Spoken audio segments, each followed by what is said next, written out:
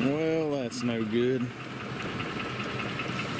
He came in and worked the set perfect. Dug at my bait holes. I think if I'd had no doubt if I'd had an expander pan, I'd have caught him. Because look, track there, pan there. Probably the other half of that gray fox. Let me check and see what lure I had there. So that's the set where I had that XXX lure and then Rusty Johnson's Justice. Looks like they were both working good. Maybe I got something in this next set. Looks like I barely missed a deer here. Looks like a V shape. We'll refer to the trail camera and see what it says. Well, my mock caster mound worked. But something about my snare did not. Bring my hip boots, so I'm trying not to. But he came out, I didn't fence him off enough, apparently. This is where I set my snare and made my mock slide. And you can see that is his marking his territory, showing me who's boss. And then he also apparently drug that stick over, so I'm gonna remake this. Dang, I didn't bring any caster lure with me. I'm gonna remake this. I could see where I adjusted my sets down there yesterday. I don't think I've got anything in there. I'm gonna slip down there and check. I gotta get that figured out because he's coming through there regardless. Which when I set those, I set 280s in the channel because I was thinking otters. May need to come back and reset it with some 330s. Make the openings a little bit bigger.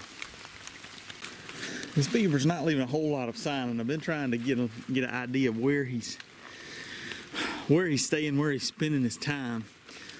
The problem is a lot of times in the south down here, you're dealing with bank dens. You don't have very many traditional lodges, and so you really got to be knowing what to look for.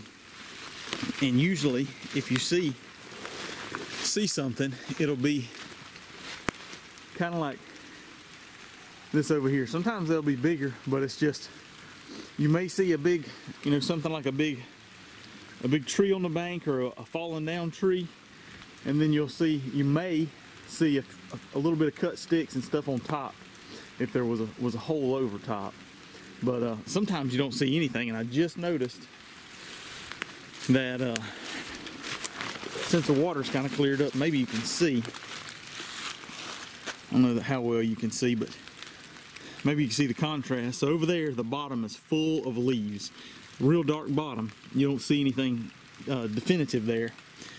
But here, the bottom's light. I can see sand and dirt. And then you get back over here, and it's dark again. And that appears that it goes right under this big tree. It looks like there's very likely a hollow that's going right under this big tree right here on the bank. And so I'm guessing, and maybe right in here is where this beaver is living. So I'm gonna give him another day or two, see if I can pull him out in my snare. I reset my snare, put some better blocking, and I put it on his caster mount. I didn't bring any caster with me. That was terrible oversight, pessimism obviously. But if I don't turn anything up, I'll put me a 330 here on his entrance and see if I can pull him that way. Other than that, no activity outside of the fox messing me up on the set up the hill. So we will, it's starting to rain today and it hasn't even moved in heavy yet, so I'm not counting on a whole lot this weekend.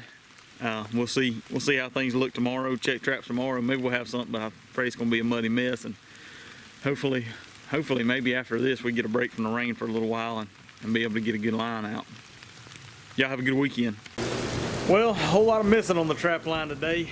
Outside of that, nothing doing. And It's raining right now, if you can hear it. It's been raining all day. I just checked the rain gauge. We got 1.25 inches, which is not as bad as I would have expected. It hadn't been a heavy rain, it's just been a steady rain. But here it is. It's evening time, just got back from, I took the wife to see Trans-Siberian Orchestra. Now before you go unsubscribing, that is not like a highfalutin orchestra with a bunch of instruments.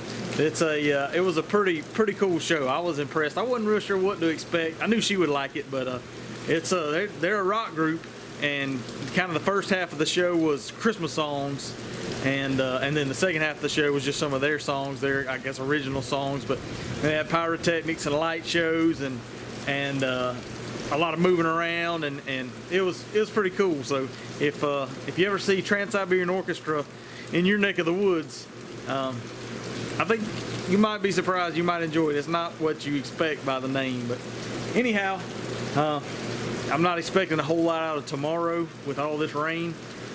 Maybe hopefully a beaver. I'd like to see a beaver, and outside of that, not expecting a whole lot else with all this rain, but we'll see what we got, and I'll keep you posted.